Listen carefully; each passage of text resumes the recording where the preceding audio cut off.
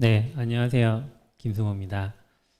되게 많이 와주셨는데 저녁 시간에 이렇게 오신 걸 보니까 되게 성장에 목말라 계신 것 같다는 생각이 드네요.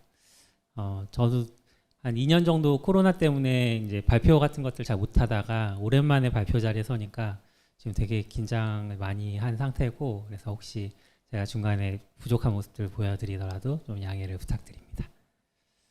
제 소개를 잠깐 하면, 저는 트위터에서는 라쿤이라는 아이디를 사용하고 있고요. 너굴이라고도 부르고, 또 당근마켓에서는 앨런이라는 이름을 쓰기도 하고, 뭐 다양한 이름으로 불리고 있고요. 김승호라고 합니다. 당근마켓 SRE 얘기를 하면, 이제 SRE라는 직군이 생소하신 분들도 계실 것 같아서 잠깐 설명을 드리면, 일반적으로는 SRE가 이제 클라우드 인프라를 좀 잘 운영하고, 그리고 서비스 안정성을 유지하는 그런 업무들을 많이 하시는데, 당근마켓 SRE도 그런 일들을 하는데 조금 더 확장을 시켜서 이제 인프라 팀 혹은 SRE 팀이 그 일들을 하는 게 아니라 실제 개발자들이 직접 인프라를 운영할 수 있게 그런 플랫폼을 만드는 역할도 하고 있어요. 그 대신 이제 개발자들이 안전하게 그 일들을 할 수 있는 그런 역할들을 저희가 하고 있고, 그래서 저는 이제 SRE 팀에 있기는 하지만 인프라 운영 일보다는 주로 백엔드 개발을 더 많이 하고 있다고 생각하시면 됩니다. 오늘 나누고 싶은 이야기는 오늘 홍보지에도 적혀 있는 것처럼 성장에 대한 이야기인데요. 참고로 오늘 발표 자료 막 이렇게 나타나는 링크들은 다 나중에 슬라이드 다운을 받으실 수 있으니까 사진 찍으시거나 기록하실 필요는 없습니다.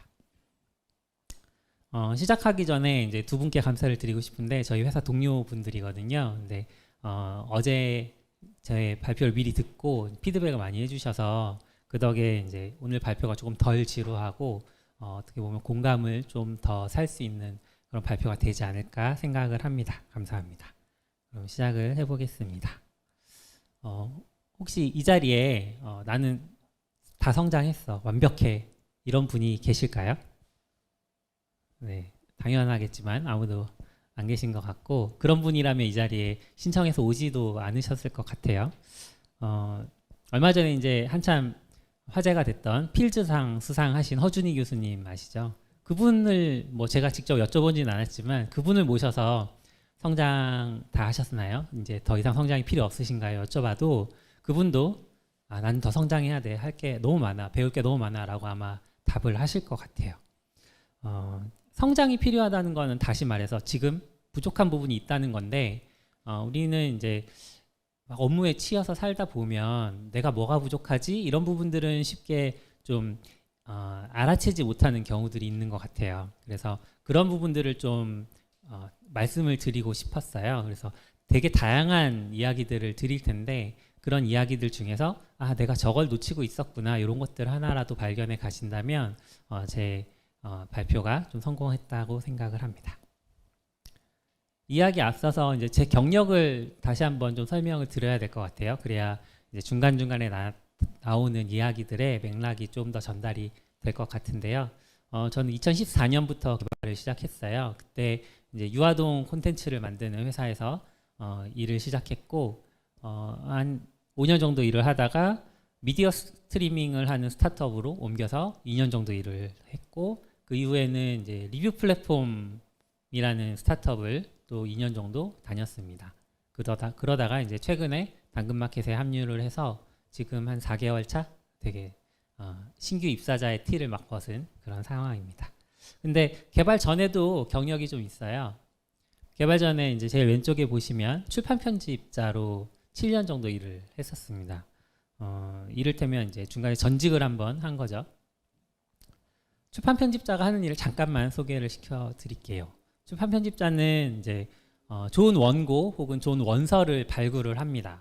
아니면 이제 원고를 발굴하기 전에 어떤 책이 필요하다라는 그런 생각들을 모으는데 그걸 기획이라고 해요. 그래서 기획을 하고 그 기획에 걸맞는 역자, 번역자 혹은 이제 저자를 찾아 나서고요. 찾아 나선 저자, 역자를 이제 닥달을 해서 원고를 받아내죠. 원고를 이제 교정을 많이 하고, 교정은 좀 많이 아시죠? 맞춤법 같은 것들 고치는 일들이고, 뭐 문장을 손보거나 아니면 전체 책의 구조를 다 손을 보기도 합니다. 그 이후에는 이제 디자이너랑 협력을 해서 또 책의 겉모양부터 속 모양까지 모든 책의 모양을 갖추고, 그 이후에는 이제 인쇄소랑 또 협의를 해서 인쇄 일정도 잡고 또 인쇄기를 직접 잘 인쇄되는지 감리도 가고요. 그 이후에 책이 나오면 그 책을 가지고 서점 MD를 찾아가요. 서점의 전시 담당자라고 할 수 있는데, 온라인이든 오프라인이든 책이 잘 팔리려면 좋은 자리에 놓여야 되거든요. 온라인 서점 들어갔는데 첫 페이지에 나타나는 책들 있잖아요. 그런 자리가 좋은 자리이고요. 오프라인 서점에서는 저렇게 누워있는 책들이 좋은 자리에 있는 겁니다. 그래서 저 자리에 들어가려고 이제 MD들 만나서 막 설득도 하고 이 책의 좋은 점을 많이 알려요. 그 다음에 또 회사로 돌아오면 그게 끝이 아니고 온라인이나 오프라인에서 마케팅 활동을 또 열심히 하죠. SNS를 하기도 하고 또 뭐 행사, 이런 행사들을 준비해서 저자와의 만남 이런 것도 준비를 하고요. 이렇게 굉장히 다양한 일들, 다양한 사람들과 협업을 하는데, 이거를 하나의 프로젝트, 책 한 권을 하나의 프로젝트라고 본다면 그 프로젝트 전체 매니저라고 할 수 있겠죠. IT 업계로 이 상황을 가져와 보면 일종의 프로젝트 매니저라고 할 수도 있을 것 같아요. 그러니까 제가 이런 식으로 7년 정도 일을 해왔기 때문에 전직을 한다고 했을 때도 저는 대기업에 들어가기보다는 스타트업에 들어가야겠다라고 당연하게 생각을 했어요. 왜냐하면 스타트업의 문화라는 것이 자기가 주도적으로 일을 할 수 있고 뭔가 전체적으로 일을 다 배울 수 있는 곳이라고 들었기 때문이죠. 제가 긴장을 하면 말이 좀 빨라져서 이런 페이지를 중간에 넣으라고 하시더라고요. 잠깐 물을 마시겠습니다.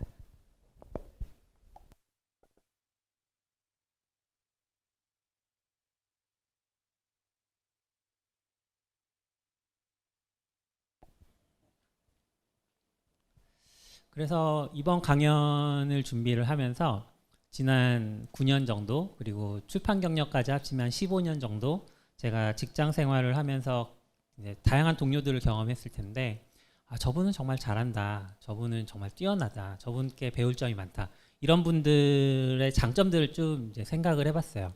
생각을 해보고 그 생각한 것들을 세 가지 능력으로 이제 좀 나눠 보았습니다. 바로 업무, 그리고 개발, 협업 능력인데요. 이것들을 하나씩 좀 설명을 드리고 싶습니다. 첫 번째로 업무 능력이에요. 개발자에게 업무 능력이라고 하면 당연히 개발 능력 아니야? 이렇게 생각하실 수도 있을 텐데요. 저는 개발 능력과는 좀 구별해서 이야기를 하고 싶습니다. 첫 번째 우선순위인데, 우리가 업무를 할 때는 이제 우선순위를 잘 결정해야 되잖아요. 뭐 다 아시는 얘기죠. 문제는 이제 우선순위를 결정하는 기준이 좀 필요하다는 그런 상황이 생깁니다. 기준이 명백한 경우에는 사실 문제가 없어요. 예를 들어서 다음 주가 릴리즈예요. 우리 버전, 새로운 버전을 막 릴리즈하는 주간인데, 그런데 이번 주에 새로운 뭐 기능이 들어갔다고 해서 새로운 기술을 막 도입하자, 이런 사람은 없겠죠. 혹은 코드 리팩터링 해야 돼 막 열심히 리팩터링 하는 사람들 없겠죠. 그러니까 이런 경우에는 우선순위가 명백하다는 거죠. 그런데 이것도 중요하고 저것도 중요한데 이런 경우들이 많잖아요, 실제로는. 그럴 때 우리는 어떤 것들을 어떤 기준에 의해서 우선순위에 둬야 할지 좀 생각해 보면 좋겠습니다. 이건 업무 우선순위를 이제 정할 때 자주 사용하는 아이젠하워 매트릭스라는 그런 기법입니다. 많이 보셨던 분들도 계실 거고요. 중요성 그리고 시급성을 기준으로 네 가지 범주로 이렇게 업무를 구분하는 거예요. 그런데 이제 우리한테 결제 기능을 만들어야 되는 일이 떨어졌다라고 가정을 해볼게요. 결제 기능이라고 하면 일단 덩치가 좀 클 것 같죠? 이 덩치 큰 일을 어디다가 놔야 될까요? 네, 뭐 사장님이라면 당연히 결제가 돼야 돈이 들어오니까 당연히 저쪽에 놓고 싶어 하실 거고, 그러면 이제 나도 사장님의 의견을 따라서, 대표님의 의견을 따라서 저쪽에다 놓고 일을 할 수도 있겠죠. 근데 이거를 하다 보면 이걸 여기다 놓으면 덩치가 크니까 다른 업무들이 중간에 치고 들어올 때 놓을 곳이 없어요. 그렇다고 해서 다른 업무를 놓으면 결제가 뒤로 밀리죠. 이제 우선순위를 정했지만 그게 흐트러지는 현상들이 발생한다는 거죠. 그런 말들 많이 듣잖아요. 이것 좀 도와주세요. 저것 좀 해주세요. 이런 말들이 안 나올 수는 없잖아요. 그럼 이제 현실에서는 어떻게 해야 되나? 그래서 업무를 좀 쪼개보는 연습들을 해보시면 좋겠다는 생각이 들어요. 실제로 제 주변에서 그렇게 일을 하시는 분들 많이 봤고요.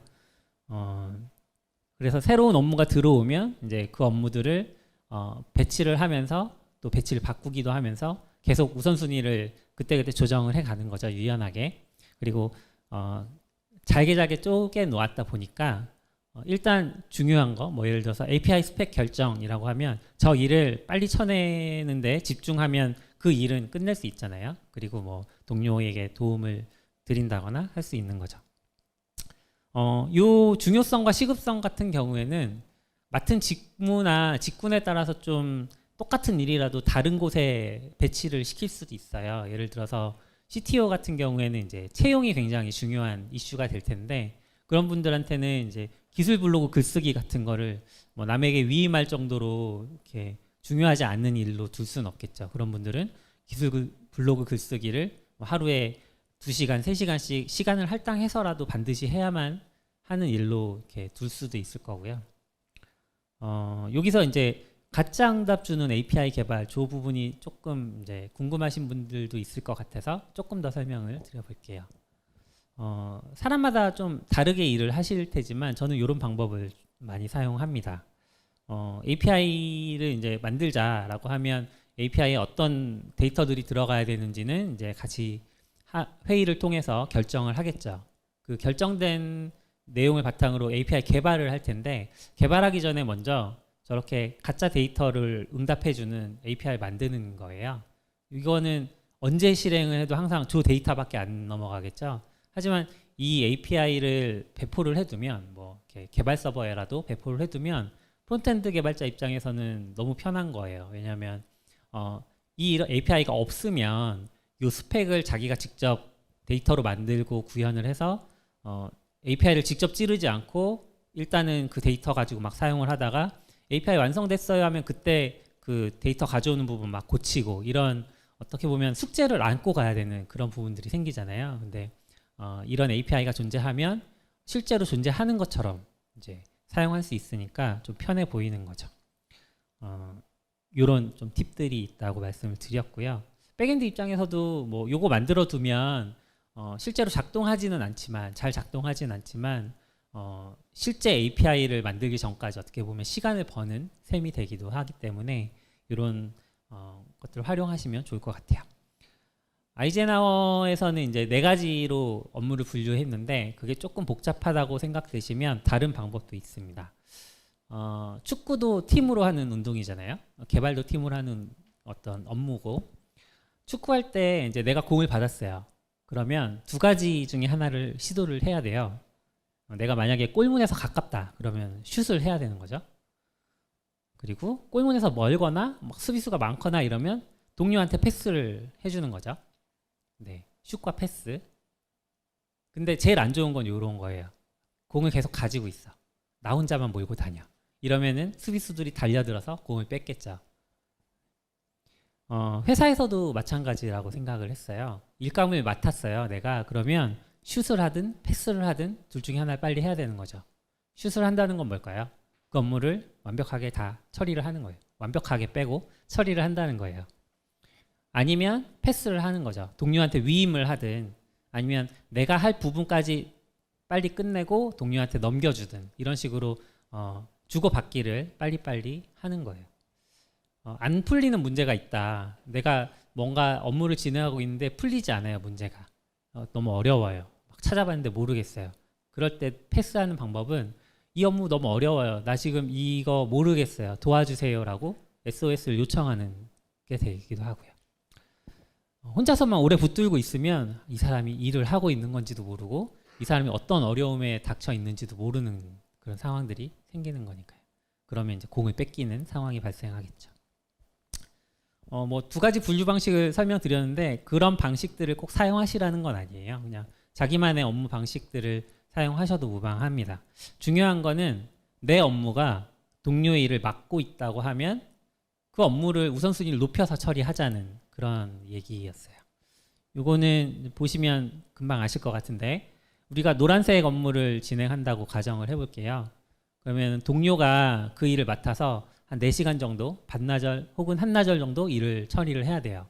그러면 내가 당연히 그 일을 먼저 해줘야겠죠. 내가 맡은 부분 빨리 처리를 하고 넘겨주면 동료는 그 일을 처리하고 퇴근할 수 있어요.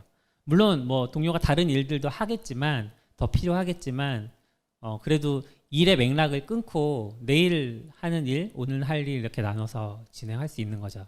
근데 내가 좀 하기 귀찮은데 아니면 좀 까다로운 일이라서 조금 미루다가 뭐 한 점심 먹고 나서 막 일을 시작해서 줬어요. 그러면 이제 동료는 그 일을 오후에 받아서 쭉 진행을 하다가 맥락을 끊기 싫으니까 야근으로 이어지는 이런 상황들이 생길 수 있겠죠. 그래서 업무에 좀 선후를 잘 조절을 하시면 동료를 배려하는 그런 개발자가 될 수 있을 것 같아요. 사실은 이제 저도 이 부분에서 좀 잘못한 게 있는데 오늘 강의를 준비하면서 발표 자료를 원래 지난주까지 만들어 드리기로 했었거든요. 그럼 이제 담당자께서는 발표 자료를 검토하고 저랑 피드백을 주고 받으면서 발표 자료를 이 현장 상황에 잘 맞게 세팅을 해주고 또 수정을 하고 그래서 저도 준비할 시간을 좀 많이 확보를 하고 완성된 원고로 그리고 담당자께서도 좀 미리미리 검토를 하실 수 있었을 텐데 제가 발표 자료를 좀 만들 시간들 많이 확보를 못 하다 보니까 늦게 드렸어요. 그래서 담당자도 그러면은 늦게 받아서 막 부랴부랴 수정하고 또 의견 주시고 그러다 보면 이제 서로 밤 늦게까지 업무를 주고받는 그런 일들이 생기는 거잖아요. 그래서 죄송하다는 말씀을 드리고 또 우리는 그렇게 하지 말자, 않으려고 노력하자 이런 얘기를 좀 드려봅니다. 물 한 번 더 마실게요.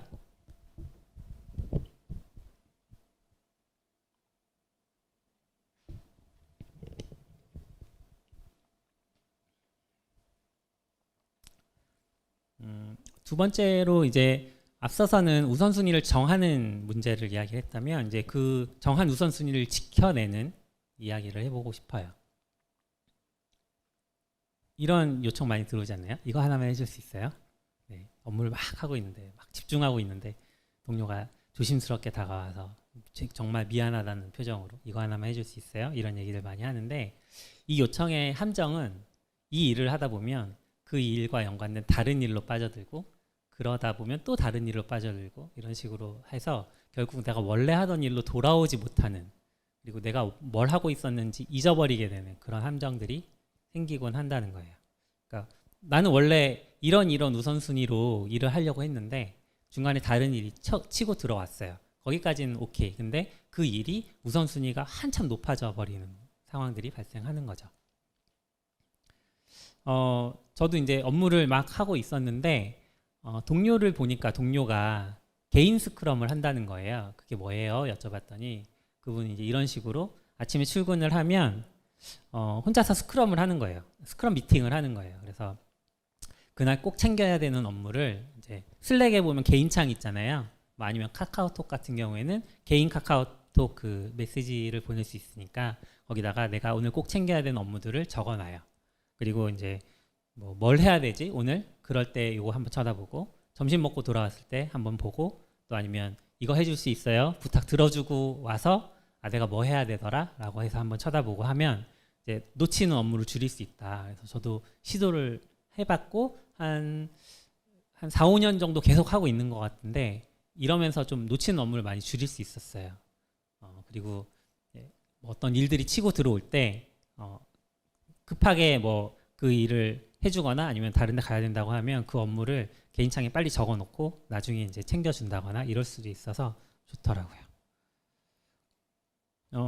그런 업무 목록을 이제 공개 채널에 기록해 본 적도 있어요. 개인 채널이 아니라 공개 채널로 기록해 본 적도 있는데 잘 작동하면 마치 공을 패스하는 것 같은 역할을 하기도 하더라고요.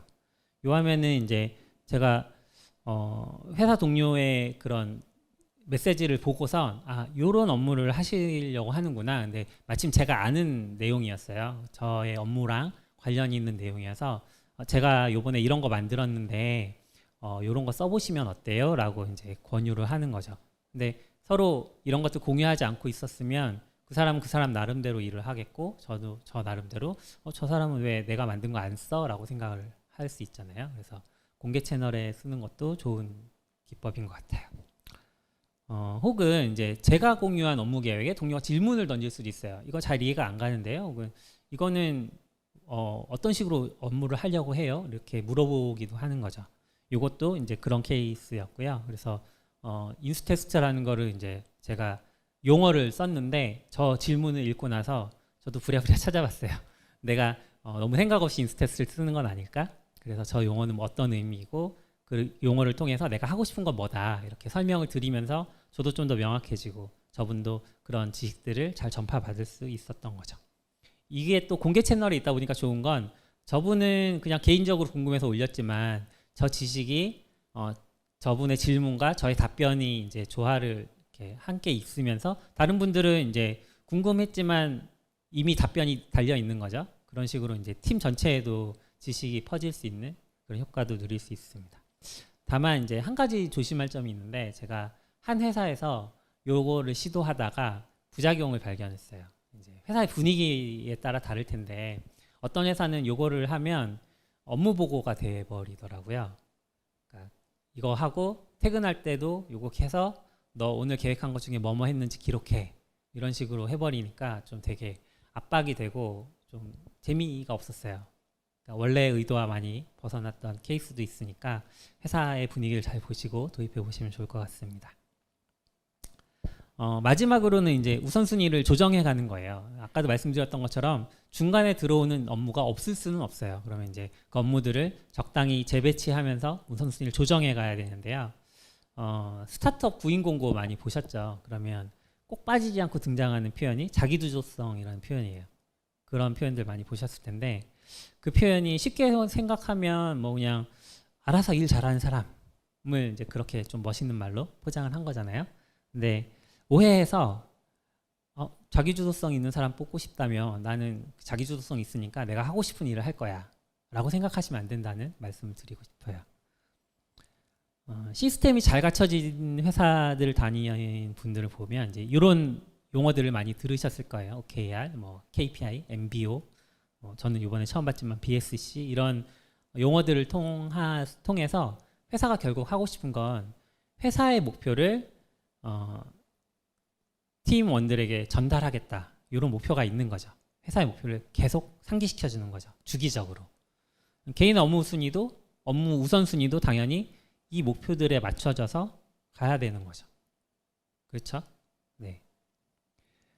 스크럼이나 뭐 스프린트 그리고 일감을 프로젝트 단위로 나눈다거나 아니면 마일스톤을 쪼갠다거나 이런 것들은 이제 장기 계획보다는 중단기 계획으로 많이 좀 사용을 하실 건데요. 이것도 마찬가지예요. 이제 너무 장기 계획만 세워 놓으면 사람들이 이제 주의가 흐트러질 수 있으니까 그 장기 계획을 달성하기 위한 중간중간에 이렇게 지점들을 만들어 놓고 요 지점까지 가자 일단은 그리고 그 다음 요 지점까지 가자 이런 식으로 목표들을 계속 제시를 하는 거죠. 회사는 혹은 팀은 근데 이런 게 있으면 그냥 이걸 열심히 하면서 목표들을 잘 세워가면 결국은 내 업무도 자연스럽게 이 우선순위들이 맞춰질 텐데 이런 게 없는 회사에 계시는 분들도 있을 수 있잖아요. 그런 경우에도 근데 회사의 목표는 분명히 존재해요. 뭐 단순하게 돈을 많이 버는 것만이 회사의 목표는 아니니까 그래서 그 목표를 계속 확인하시는 과정을 거치라고 말씀을 드리고 싶어요. 어떤 업무가 주어졌어요. 근데 나는 이미 열심히 일을 하고 있었던 부분들이 있었어요. 그러면 어떤 일을 먼저 해야 되는지 내가 하던 일을 맞춰야 되는지 아니면 새 업무에 더 우선순위를 두고 이 일을 해야 될지 모르겠죠. 모르는 상황이 생길 수도 있죠. 회사가 안 알려줬어요. 그러면 물어봐야 돼요. 빨리. 대표한테 물어보든 개발 리드한테 물어보든 혹은 동료한테 물어보든 개발 리드나 대표가 날 귀찮아하진 않을까? 혹은 야 대표님은 항상 투자 받느라 엄청 바쁘신 분인데 내가 대표님의 시간을 방해하면 되는 걸까? 이런 걱정을 하신다면 걱정은 이렇게 버리세요. 버리고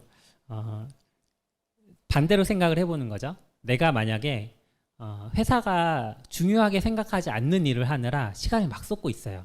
그것만큼 회사가 싫어하는 일은 없거든요. 그것만큼 그러면서 막 중요한 일은 안 하고 있어. 그러면 동료들도 힘들어지는 상황이 생기잖아요. 그래서 물어보세요. 너무 많이 물어봐서 문제가 되는 경우는 거의 없고 대부분의 문제는 이제 소통을 안 해서 생기더라고요. 그래서 오해가 생기지 않게 물어보시기를 추천합니다. 지금 물 안 마셔도 될 것 같아요. 이제 두 번째 능력인데 앞서서 이제 업무 능력에 대해서 말씀을 드렸어요. 업무 능력은 다른 회사, 다른 직군에도 적용될 수 있는 이야기라고 하면 개발 능력은 좀 이제 개발 직군에 특화된 이야기일 것 같지만 네. 또 함정이죠? 아닙니다. 제가 이제 좀 개발 능력이라고 표현을 하긴 했지만 그래도 개발자들에게만 적용될 수 있는 이야기는 아닌 것 같고 좀 두루두루 적용될 수 있는 이야기를 해보려고 해요. 제가 만나봤던 이제 동료들 이렇게 보면 너무 잘 하시는 분들이 계시더라고요. 이 자리에도 이제 한 분 와 계시는데 어떻게 그게 잘 아냐, 어떻게 그렇게 그 일을 즐기면서 좋아하면서 재미있게 하시냐 이렇게 여쭤보면 그냥 하다 보니까 그렇게 됐다 이런 얘기들을 참 많이 하시더라고요. 근데 지켜보면 그냥 하시지 않아요. 뭔가 문제 해결 과정들을 보면 그 과정들을 일단은 업무가 끝날 때까지 최대한 이제 업무를 잘 처리를 하고 그 다음에 이제 중간중간에 발생했던 문제 상황들을 깊이 들여다보시더라고요. 끝까지 그 호기심을 잃지 않고. 그래서 개발 능력 부분에서는 호기심에 대한 얘기를 좀 하고 싶어요. 첫 번째로는 이제 호기심을 자극하는 거예요. 호기심이 없는 사람도 있을 수 있으니까 이제 우리가 계속 이런 자극들을 줘야 호기심이 생길 수 있지 않을까 생각을 했는데요. 뉴스레터 혹시 이제 구독하시는 분들 계실 수 있겠지만 가장 손쉽게 할 수 있는 그런 방법이죠. 다양한 소식들을 정해진 주기에 맞춰서 나한테 직접 알려줘요. 근데 이제 단점은 이메일함에 안 읽은 뉴스레터들이 쌓여가는 단점들이 있긴 하지만 그래서 각자 사용하시는 언어에 대해서 뉴스레터를 검색해 보시면 되게 쉽게 찾을 수 있거든요. 그런 것들 하나씩 이제 구독해 두고 약간 책임감을 가지고 열어보면서 호기심을 좀 자극을 하실 필요가 있을 것 같아요. 두 번째는 이제 블로그 아니면 유튜브 채널 같은 것들인데요. 뭐 자바 생태계에서 굉장히 유명하신 이동욱 CTO님이 하시는 개발바닥 왼쪽 위에 있는 거, 그리고 데이터 관련해서 또 분석 코딩 같은 것들 매일 이렇게 자주 올리시는 오늘 코드도 있고요. 프론트엔드 쪽에 이제 김민준님이라고 벨로퍼트라고도 알려져 계신 분이 유튜브도 하시더라고요. 그래서 자기가 개발하는 것들을 이제 라이브 코딩 같은 것들도 하시고 하는데 그런 것들 되게 참고가 되겠고 또 부끄럽지만 44비츠도 있습니다. 제가 운영진에 속해 있는데요. 유튜브나 블로그를 보실 때 조금 주의할 점은 이제 블로그는 상대적으로 돈이 안 되니까 괜찮은데 유튜브는 이제 최근에 수익과 연결이 되다 보니까 좀 자극적인 콘텐츠를 집중해서 만드시는 분들이 계시더라고요. 근데 그런 콘텐츠를 너무 자주 접하면 좀 경도되기 쉽다는 그런 단점이 있어요. 그래서 그런 것들에는 좀 주의하시면 좋겠고 44비츠는 아직은 그렇지 않습니다. 네. 조금 더 이제 적극적인 태도를 가진다면 커뮤니티 혹은 개발 행사에 참여하시는 방법이 있어요. 내가 사용하는 기술 생태계에서 벌어지는 그런 다양한 이야기들을 들을 수 있고 또 나보다 조금 더 도전적인 사람들이 먼저 시도해본 그런 경험들을 내가 그대로 전수받을 수 있는 굉장히 큰 장점이겠죠. 커밋 행사 이런 것들도 자주 신청해서 오시면 도움이 될 거라고 생각해요. 이런 커뮤니티나 개발자 행사를 말씀드리면 항상 나오는 질문은 이제 그런 행사 소식은 어디서 봤나요? 어디서 듣나요? 라는 질문이에요. 저 같은 경우는 이제 트위터에서 많이 듣기는 하지만 트위터를 처음 해보시는 분들은 아마 들어가서 로그인한 다음에 내가 지금부터 뭘 해야 되는지 이제 좀 막연해지시는 경우도 생기더라고요. 저도 그랬으니까. 그래서 그런 분들 위해서 두 군데를 더 알려드리면 페스타랑 온오프 믹스에서 이제 개발 관련 행사들을 검색해 보시면 꽤 많이 찾으실 수 있다는 걸 알려드리고 싶습니다. 이런 식으로 이제 호기심을 막 자극을 했어요. 호기심만 생긴 상태로 끝나버리면 그러면 이제 나한테는 아무런 득이 없는 거죠. 뭐가 궁금했으면 이제 그 다음부터는 그 궁금한 것들을 찾아서 공부를 해 가기 시작하잖아요. 그런 호기심을 채워가는 방법들에 대해서도 말씀을 드리고 싶습니다. 뭐 가장 전통적인 방법은 이제 책인데요. 여긴 제가 좋아하는 책들 4권을 모아놨는데 저는 이제 출판 편집을 했던 사람이라 그런지 약간 전통 미디어에 좀 끌려요. 애정이 가요. 그래서 뭐 전자책이든 아니면 종이책이든 이런 책으로 공부하는 편이지만 뭐 요즘은 온라인 강의도 많이 활성화되어 있고 그런 강의들을 통해서도 충분히 잘 배우실 수 있어요. 그래서 그런 강의들이든 책이든 혼자 공부하는 방법들을 가리킵니다. 이건 이제 다 혼자 공부하는 그런 방법이겠죠. 책보다 이제 조금 더 적극적으로 활동성 있는 방식은 스터디랑 커뮤니티예요. 여기서 이제 커뮤니티가 또 등장을 하는데 앞선 커뮤니티랑 다른 점은 앞선 커뮤니티는 그냥 참석자, 이제 여기 신청해서 오신 분들처럼 참석자로 오시는 거라면 지금 말하는 커뮤니티는 커뮤니티 운영 혹은 커뮤니티에서 발표하는 것들을 말씀을 드리고 싶어요. 사실 이제 저는 좀 게으른 편이라서 공부를 해야지라고 결심만 하면 결심으로 끝나요. 근데 이제 그래도 다행인 건 책임감이 그래도 조금은 있어서 저를 책임감 있는 상태로 몰아넣으면 그 책임감 때문에 조금 뭘 하더라고요. 그래서 이제 제가 택한 방법인데 스터디 모임이나 커뮤니티에 이제 활동을 하면서 억지로 공부할 수밖에 없는 환경을 만들어 가는 거죠. 그런 식으로 해서 장고도 배우고 도커도 배우고 뭐 테라폼도 배우고 다 배울 수 있었어요. 스터디 인연이 좀 이제 제 경험이 조금 기억에 남는 것들이 있어서 말씀드리고 싶은데 이제 저기 홍대 장고 스터디는 출판 편집할 때 이제 만났던 스터디예요. 그래서 마침 제가 장고를 배우고 싶어서 저 스터디에 가서 장고를 배웠고 중간에 이제 회사를 들어갔어요. 회사 들어가면서 도커코리아라는 그런 커뮤니티를 만났는데 도커코리아에서 만났던 분이 막 같이 스터디도 하고 하다 보니까 뭔가 데이터를 시각화하는 일에도 굉장히 관심이 많으시더라고요. 근데 저도 마침 시각화에 관심이 많아서 국내에는 그런 시각화 스터디나 모임이 없는 것 같은데 우리가 스터디를 한번 만들어 보면 어때요? 이런 얘기를 하시더라고요. 저는 이제 내가 스터디를 만든다고 주도해서 처음 듣는 얘기니까 좀 무섭기는 했지만 한번 해보자. 왜냐하면 나 혼자 하는 거 아니고 이제 같이 할 사람이 있으니까. 그래서 그분이랑 같이 만들어 봤어요. 시각화 스터디를 막 했는데 하다 보니까 또 그 스터디 안에서 뭔가 개발자스러운 문서를 만드는 일들 이런 거에 관심 있는 분들도 계시더라고요. 그래서 그분 중에 한 분이 또 라이터닥스라는 커뮤니티를 알려주셨어요.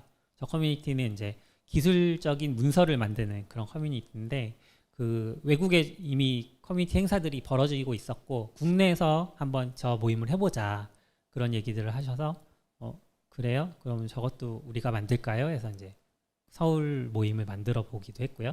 또 이제 도커코리아가 한 몇 년 지속이 되다가 약간 이렇게 이름을 바꾸기로 했었어요. 그래서 인프라스터디라는 이름을 바꿨는데 이름을 바꾸면서 이제 그 멤버들이 또 인프라 스터디를 막 하다 보니까 당시에 이제 테라폼이라는 기술이 엄청 유행을 하고 막 곽강을 받고 있었거든요.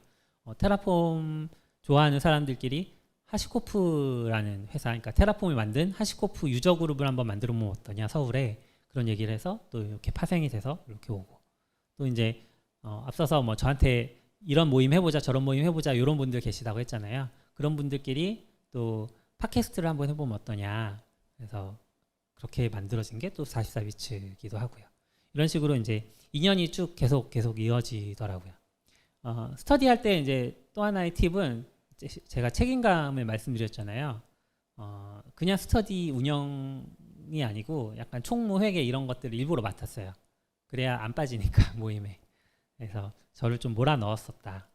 한 가지 이제 주의하실 부분은 여기도 보시면은 약간 겹치는 게 있기는 한데 겹치면은 좀 피곤한 경우가 생겨요. 이게 일주일에 한 번 모이는 거 혹은 2주일에 한 번 모이는 거는 괜찮아라고 생각하실 수 있지만 이제 뭔가 오프라인 모임을 연다 아니면 뭐 세미나를 연다 이렇게 되면 세미나를 여는 계절은 정해져 있거든요.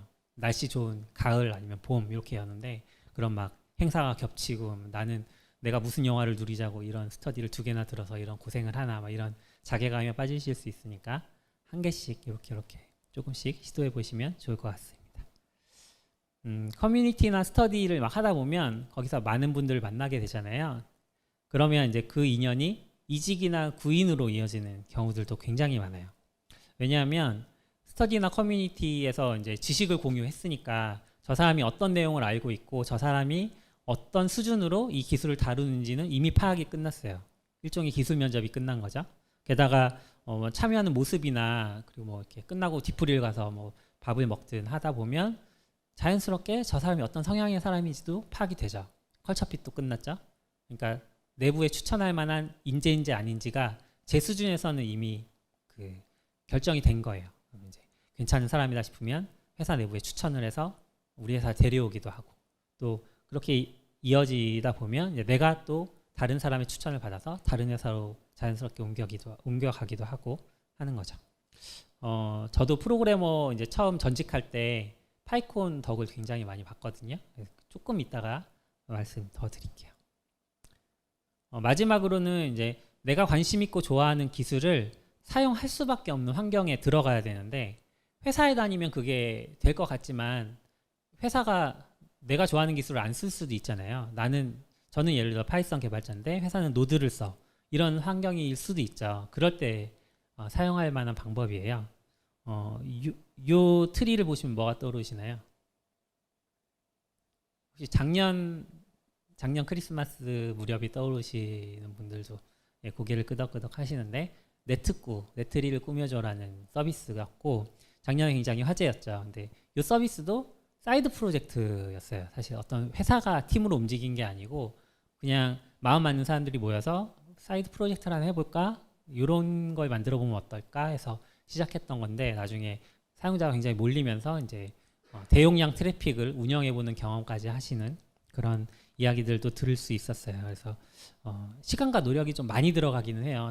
앞선 다른 것들에 비해서. 하지만 성장하기에는 굉장히 좋은 그런 방법이라고 생각합니다. 저의 경험담도 좀 말씀드릴게요. 출판사 얘기 아까 드렸잖아요. 제가 출판 편집했다고 말씀드렸는데 출판사들이 자기네 회사 책은 몇 권 팔렸는지 데이터가 있잖아요. 내가 1000권을 만들었는데 500권이 없어. 그럼 500권이 팔렸구나 이렇게 알 수 있는 거죠. 근데 다른 회사 책이 얼마나 팔렸는지는 데이터가 공개되어 있지 않아요. 그러니까 몰라요. 그래서 사용하는 방법이 이 방법인데 온라인 서점에 들어가면 이렇게 판매 지수를 노출시켜주는 회사들이 있어요.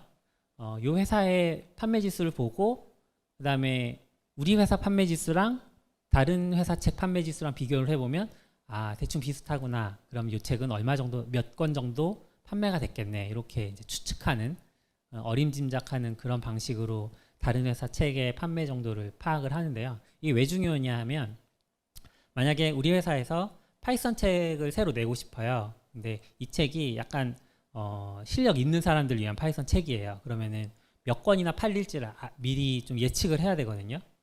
뭐 무작정 10만 권씩 만들어낼 수는 없잖아요. 그러면 이제 그거 안 팔리면 다 어디 창고에 쌓아놔야 되고 그것도 다 비용이니까. 그래서 몇 권 정도 팔릴지 예측하는 게 굉장히 중요한데 그때 이런 데이터들을 사용하는 거죠.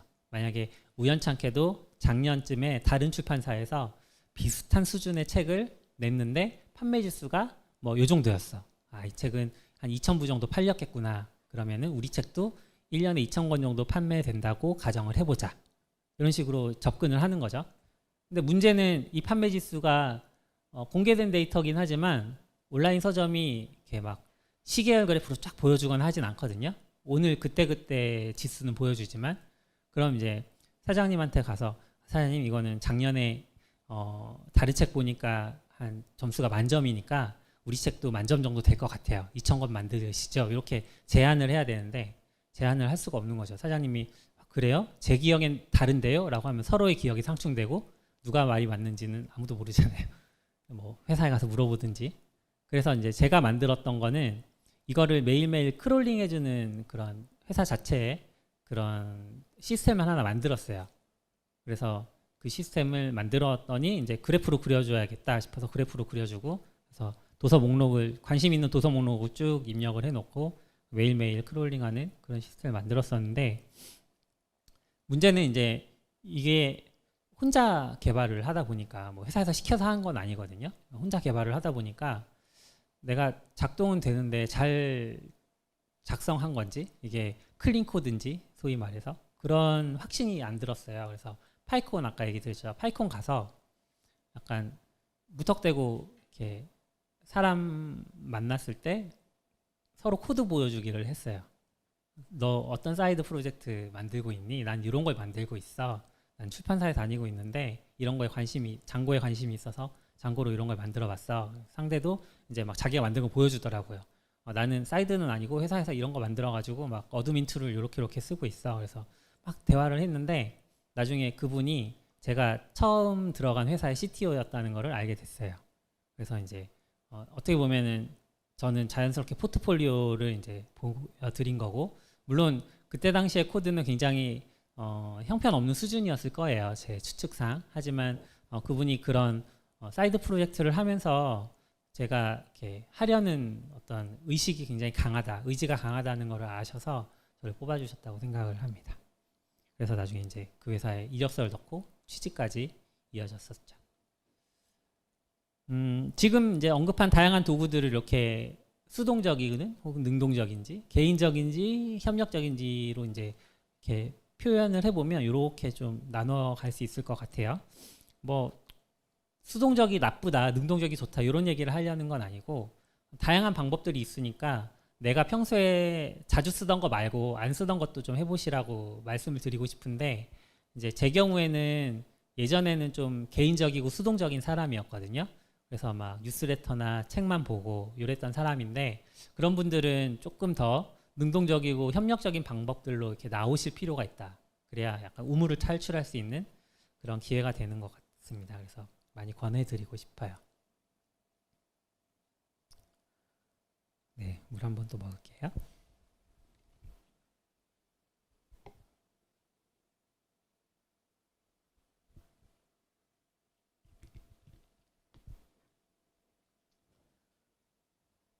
이제 세 번째 능력인데요. 요거는 협업 능력이에요.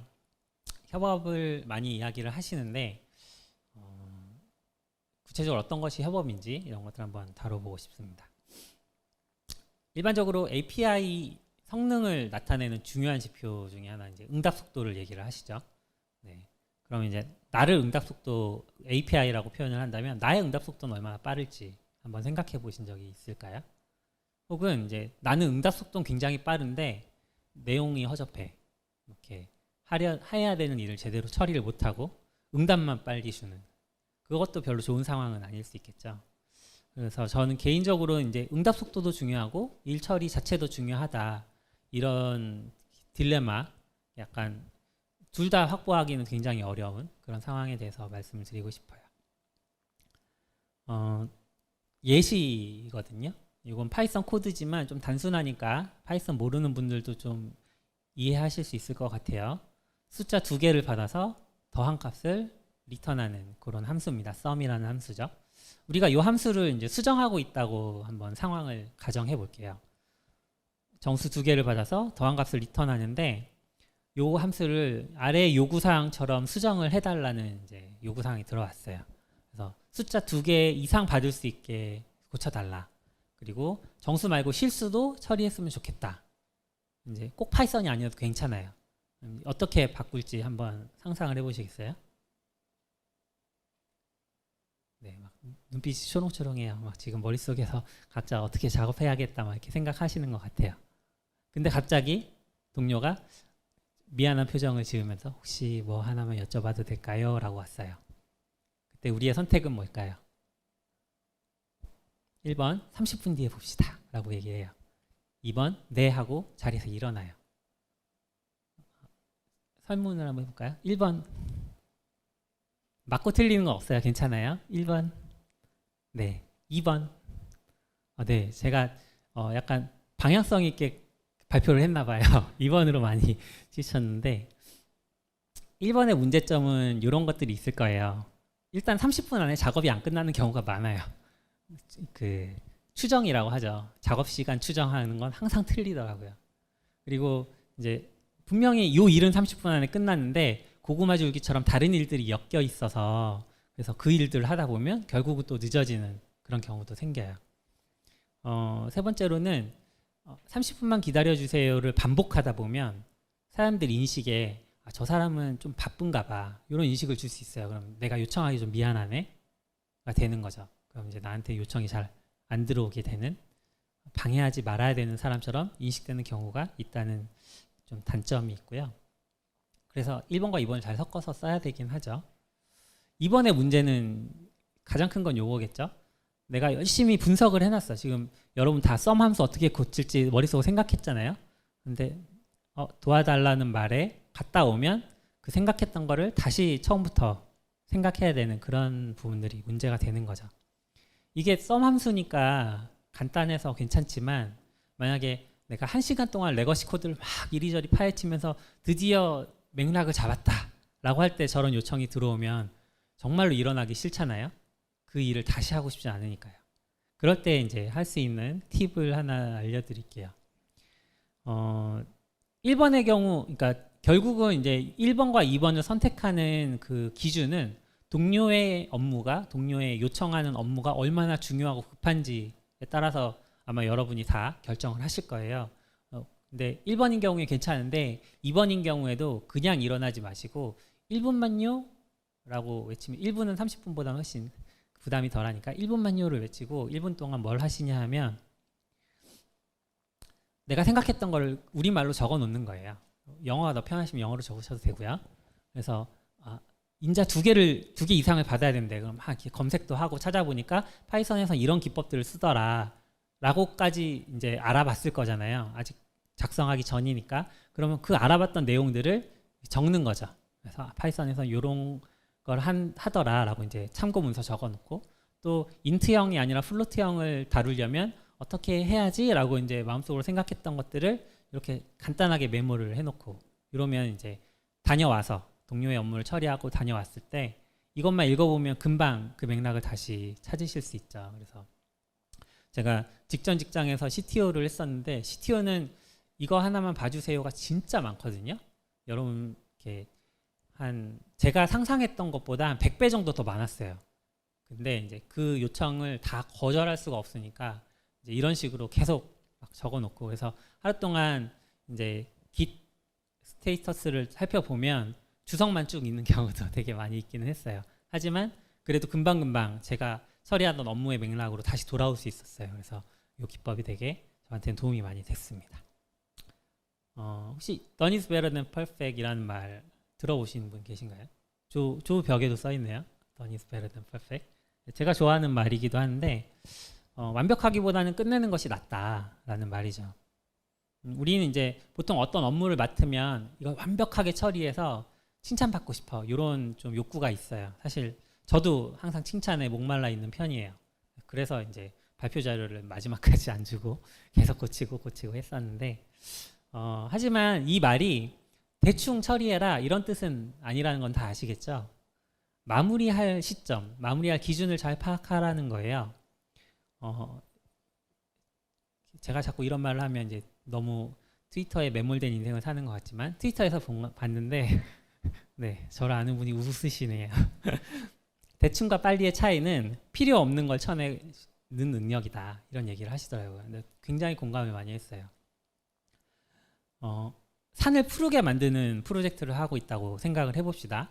근데 다 큰 나무를 옮겨서 산을 뒤덮기에는 시간과 노력과 자금이 너무 많이 들잖아요. 그럼 이제 할 수 있는 건 두 가지 중에 하나인데, 왼쪽처럼 급하다고 해서 초록색 페인트 칠을 해버리면 이거는 대충이라고 할 수 있는 거죠. 하지만 당장 막 산소를 뿜뿜하지도 않고 그리고 먼지를 막 많이 막지도 못해. 그렇지만 일단 옮기기 쉽잖아요. 작은 묘목들은. 그리고 심기도 쉽고 하니까 이런 나무들을 많이 심어버리는 거죠. 이런 게 좀 빨리에 속한다라고 저는 생각을 했어요. 선빵필승이라는 말도 아시죠? 이제 응답을 요구하기 전에 응답을 먼저 주는 거예요. 동료한테.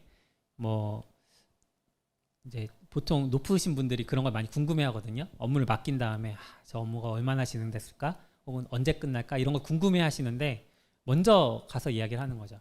그 업무 진행하고 있는데 이런 정도까지 됐다. 혹은 이런 부분들이 어려워서 좀 어려움을 겪고 있다. 지연되고 있다. 이런 얘기들을 미리 가서 할 수 있어요. 아까 이제 제가 하루 업무를 개인 창에다 적어 놓는다고 말씀드렸잖아요. 사실 이제 지금 회사에서는 개인 창이 아니고 공유 창에다가 적는 그런 문화가 있거든요. 근데 그 문화를 사용하면 이제 내 개인의 업무들이 자연스럽게 팀 전체에 공유가 되고 있어요. 근데 그렇다 하더라도 아무런 맥락이 없이 저 어제까지 뭐 했고 오늘은 요거 할 거예요. 이런 말이 조금 이제 쑥스러울 수도 있어요. 그럴 때 이제 제가 배워서 사용하는 방법인데 첫 번째 위의 사진은 이제 제가 작업을 하다가 배운 내용을 공유한 거예요. 요런 작업들을 하고 있다가 이런 부분들을 발견했는데 이거는 이것 때문이더라.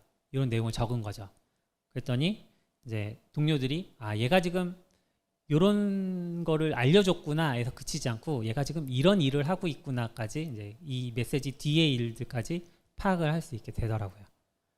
요 밑에 있는 것들은 제가 문제에 부딪혔을 때 그걸 공유한 내용이에요. 이제 이건 업무 일지 같은데 기록하기는 너무 기니까 별도로 공유를 했었는데 요런 작업을 하고 있는데 막 문제가 어렵다. 그래서 내가 이러한 시도를 했고 여기까지 진행을 했는데 마지막에 뭐 다시 이런 것들 더 시도를 할게요 라고 이제 적어놨는데 이런 걸 보면 이제 대부분의 동료들은 도와주고 싶어서 막 말을 얹죠. 이런 거 해보시겠어요? 요렇게 풀 수도 있어요. 하다 보면 그 동료들도 제가 진행하고 있는 맥락에 참여해서 같이 이 맥락을 공유할 수 있게 되는 그런 장점이 있고요.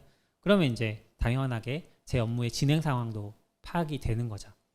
이렇게 좀 상황을 공유하는 자연스러운 방법들이 있다는 것들을 말씀드렸어요.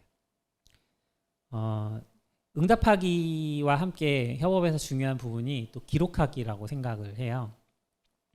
기록은 최근에 굉장히 많이 이제 중요하게 좀 일컬어지고 있는데 언급되고 있는데 개발자들은 이제 기록해라라고 하면 주석을 꼼꼼하게 쓰라는 건가? 이런 생각들도 많이 하시잖아요. 하지만 여기서 이야기할 부분은 이제 소스 코드 혹은 주석이라는 것들 외에 다른 기록이에요. 제가 계속해서 이제 업무 습관 중에 하나로 아침마다 제 업무를 기록하는 그 습관을 말씀드렸는데 그 습관이 또 좋은 점 중에 하나는 한두 달쯤 지나서 제가 한 일들을 뒤돌아볼 때 좀 정리가 돼요. 혹은 나중에 이직하고 싶어서 이력서를 정리할 때도 굉장히 큰 도움이 돼요. 그런 식의 기록하기를 말씀드리려고 합니다. 어떤 분은 이런 얘기를 하시기도 할 거예요. 개발자는 코드로 말하는 거 아닌가요? 맞아요. 개발자는 코드로 말해요. 그런데 그 개발자는 코드로 말한다는 말은 좋은 코드를 작성해야 된다. 혹은 말보다는 작동하는 코드로 보여달라. 이런 식의 표현인 거죠. 그렇죠? 근데 이 말이 개발자는 코드로만 말한다라는 의미는 아니에요. 네. 그래서 기록하기가 중요합니다. 예를 들어 볼게요. 이거는 이제 지난달에 제 통신요금 내역서인데 제일 밑에 초록색으로 하이라이팅된 부분을 보시면 10원 미만은 할인을 해주더라고요. 알고 계셨나요? 저는 약간 꽁돈 생긴 기분이었는데 9원이긴 하지만 최대. 그래서 사용료가 뭐 39,000원이었다. 그럼 30,000원만 받는 거죠. 우리가 만약에 이 부분을 처리하는 코드를 만들고 있다고 가정을 해봅시다. 막 팀원들이 모였어요. 그래서 야 우리가 10원 미만은 할인을 해주자라고 이제 막 왜 그런지 근거들도 얘기하고 그래서 결정을 딱 하겠죠. 근데 코드에 그런 논의 사항들을 다 기록하진 않잖아요. 코드에는 10원 미만은 할인한다. 10원 미만은 버린다라는 코드만 적혀 있을 거예요. 그러면 이제 6개월쯤 지나서 혹은 1년쯤 지나서 신규 입사자가 들어왔어요. 그래서 막 레거시 코드는 이러해서 저래 문제야 막 이렇게 거만한 태도로 보고 있다가 제가 작성한 코드를 딱 본 거죠. 승호님, 승호님이 회사에 중대한 손실을 끼치고 있는 걸 발견했습니다. 사용자 한 명당 최대 9원까지 한 달에 지금 손실을 끼치고 있네요. 이런 얘기를 할 수도 있잖아요. 그죠? 이런 문제들이 안 생기게 만들어야겠죠. 그분도 겸연쩍고 저도 겸연쩍은 일을 피해야 되니까. 비즈니스 로직 이걸 어디다가 남겨둬야 되는 거죠. 방금 10원 미만 할인 이런 내용들은 어디다 적을 수 있을까요? 뭐 회사마다 다르겠지만 뭐 노션도 되고 컨플런스도 되고 뭐 또 다른 툴도 되겠지만 어딘가는 적어 두셔야 돼요. 모아놓는 일들이 필요합니다. 회의록이라고 하면 보통 이제 둘 중에 하나만 적으시는 경우들이 많은데, 회의록은 결정 과정도 적어야 되고요, 결정 내용도 적어야 돼요. 결정 과정이라고 하면 이제 왜 이 이야기를 하게 됐는지부터 적으시는 거죠. 제가 당근마켓 들어와서 제일 좋았던 건 정책들이 있거든요. 뭐 회사의 문화 정책도 있고 회사의 서비스 정책도 있고 다양한 정책들이 있는데, 뭐 예를 들어서 회사 내에 점심값을 회사에 출근했을 때는 회사 카드로 지원을 해줘요. 이런 정책이 있다고 하면 이 정책을 왜 만들게 됐는지 이런 맥락들이 다 적혀 있더라고요, 문서에. 그러면 저는 이 회사의 문화를 누군가한테 찾아가서 물어보지 않아도 그 문서를 보고 쉽게 그 문화를 받아들일 수 있게 되고, 그런 문화들이 왜 생겼는지도 이해를 하니까 좀 더 그 문화의 취지에 어떻게 보면 이제 동기화할 수 있는 그런 상황이 되는 거죠. 마찬가지로 뭐 업무적인 능력에 있어서도, 업무적인 영역에 있어서도 결정 과정과 결정 사항들을 다 회의록에 기록하시면 좋고, 이제 최근에는 테크스펙이라는 얘기도 많이 하시는데, 요거는 이제 결정 사항에 대해서 조금 더 정리된 문서들로 따로 또 보관을 하시는 것도 좋을 것 같아요. 여기서 그치지 않고 요것들을 소스 코드 그리고 이제 연결을 시켜줘야 돼요, 소스 코드랑. 근데 어떻게 연결하냐 하면 결국은 이제 PR 본문이나 커밋 메시지에 그 뭐 이슈 링크 많이 걸잖아요. 그런 방법들로 사용을 하시는 거죠. 뭐 아마 대부분 지금 사용하시는 도구들이 티켓 번호를 적으면 자동으로 이제 링크가 걸려서 문서 도구에서 봐도 그 이슈가 보이고, 그리고 GitHub 쪽에서 봐도 아마 문서가 보이는 이런 형태로 작업을 하고 계실 텐데, 혹시 안 그런 분들이 계시다면 그런 링크들도 굉장히 중요하다, 이런 정보들도 꼭 기록을 하시라고 말씀드립니다. 지금까지 이제 협업하기에서 응답 속도 그리고 기록하기 두 가지를 이야기를 드렸는데요. 사실 이 두 가지는 표면적인 결과예요. 그렇잖아요. 누구나 따라할 수 있는 내용들이고, 그런데 이건 좀 빙산 같다는 느낌을 받았어요, 제가 준비하면서. 동료를 존중하고 배려하는 마음이 있다면 그거는 이런 방법들이 아니더라도, 이런 기법들이 아니더라도 요 빙산처럼 드러날 수밖에 없다, 이런 생각들을 한 거죠. 이 빙산의 밑부분에는 굉장히 커다란 얼음 덩어리가 있다는 건 다 알고 계시잖아요. 그 얼음 덩어리가 있다면 언젠가는 이게 튀어 올라서 동료한테 가 닿는 거죠. 존중하고 배려하는 마음이 있다면, 혹은 반대로 무시하고 배제하는 마음이 있다면 그것들도 이렇게 튀어나와서 가 닿을 거예요. 그러니까 아무리 이 기법들, 제가 설명한 응답하기와 기록하기 기법들을 쓰더라도 무시하는 마음이 있다면 그것도 가 닿을 것 같아요. 이 사진은 작년에 있었던 사건인데요. 축구 경기 도중에 이제 한 선수가 의식을 잃고 쓰러졌어요. 그러니까 이제 우리 팀, 너네 팀 할 거 없이 다 와서 의료진 막 급하게 부르고 그런 장면이에요. 그 장면 중에 하나인데, 저는 이 장면이 동료 의식을 정확하게 표현해 준다고 생각을 했어요. 그래서 가져와 봤고, 우리가 회사 안에서 만나는 사람들은 당연하고 회사 밖에서 만나는 사람들, 오늘 이렇게 만난 여러분들과 저도 어떻게 결국은 이제 IT 업계라는 커다란 생태계 안에서 만나는 동료들인 거잖아요. 언젠가는 진짜로 함께 일하는 동료가 될 수도 있고요. 그러니까 회사 안의 동료들은 당연하고 회사 밖에 있는 사람들도 만나서 존중하고 배려해주고 할 필요가 있는 거죠. 그런 동료의식을 좀 가졌으면 좋겠다는 말씀을 드립니다. 그게 협업의 기본인 것 같아요. 협업에 대해서는 이제 좀 더 설득력 있는 강연이 있어서 링크를 소개를 하는데요. 김창준 님이 강연하신 거고, 협업의 미신 5가지라는 주제로 강연을 하셨는데, 여기서는 이제 각종 연구 그리고 논문 이런 것들을 근거로 설명을 해주세요. 협업이 정말로 생산성에 더 좋은 결과를 가져온다, 이런 얘기들을 하시기 때문에 개인의 능력치가 아니라 협업을 잘하는 팀에 관심이 있으시다면 이 강연을 꼭 들으시면 좋을 것 같아요. 네.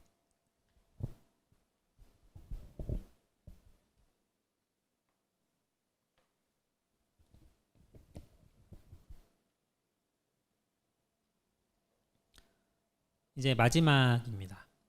성장을 넘어 성숙으로라고 적어봤는데 그 홍보 페이지에 이 표현이 있더라고요. 성장을 넘어 성숙한 개발자가 될 수 있다. 이런 표현이 참 와닿아서 이제 제가 원래 생각했던 것과 다르게 조금 추가를 해봤어요. 제가 만났던 이제 성숙한 개발자는 누굴까? 그러니까 잘하는 개발자 말고 성숙한 개발자라고 생각을 해봤더니 조금 다르더라고요. 그래서 그 부분들 좀 말씀을 드리려고 해요. 혹시 이제 지금 설명드리는 그런 특징들을 가진 분을 회사 안에서 혹은 뭐 유튜브에서 뭐 혹은 어디서든 만나시면 멘토를 삼으셔서 이렇게 좀 열심히 배워보시면 좋겠다는 생각도 들었습니다. 첫 번째로 성숙한 개발자분들은 단언하지 않으시더라고요. 조금밖에 모르는 사람은 단언하기 쉽거든요.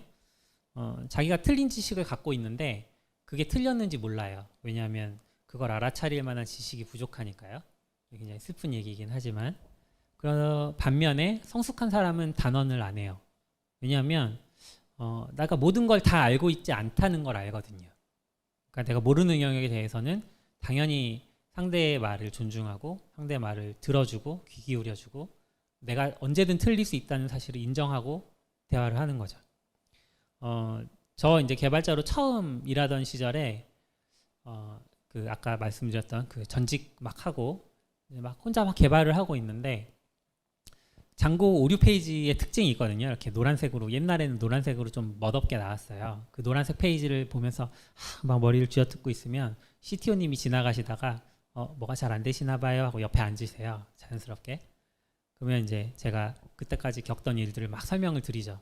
근데 그 CTO님이 한 번도 딱 보면 이건 이 문제네요 라고 말을 안 하셨어요.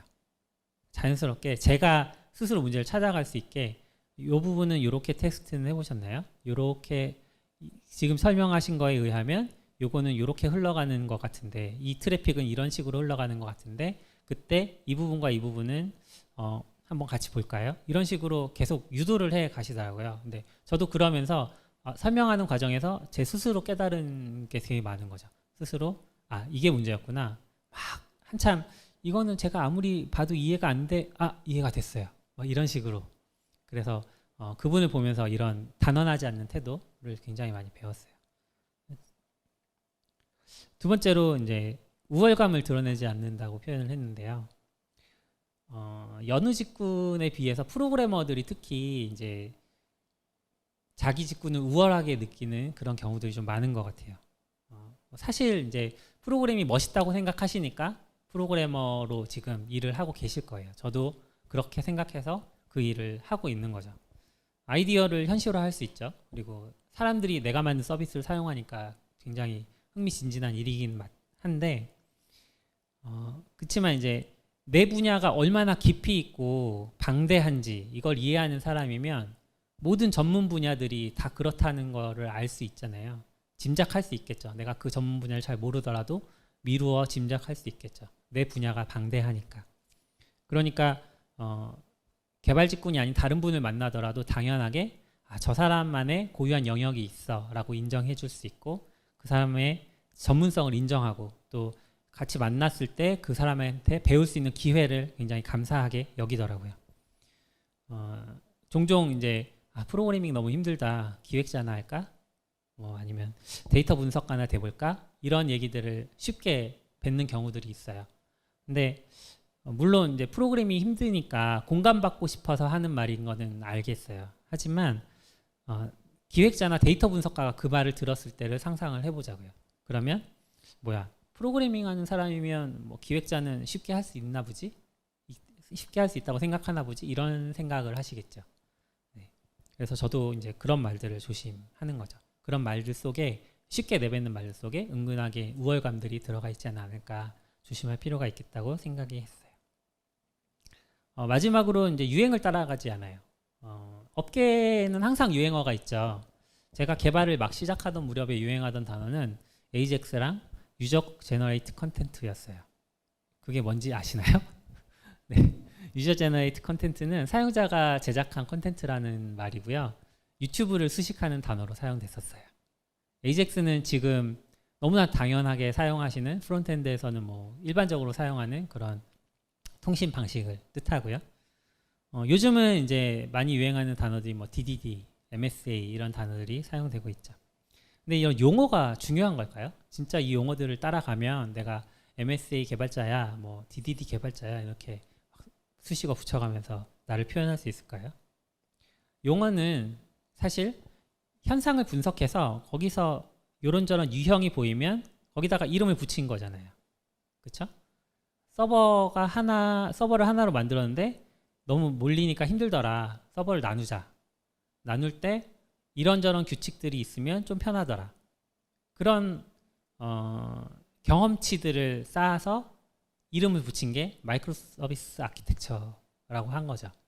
마이크로 서비스 아키텍처라는 게 처음부터 있었고 여기에 맞춰서 개발하지 않으면 모놀리스고 여기에 맞춰서 개발하면 MSA야 라고 하는 게 아니라는 말이죠. 패턴도 마찬가지예요.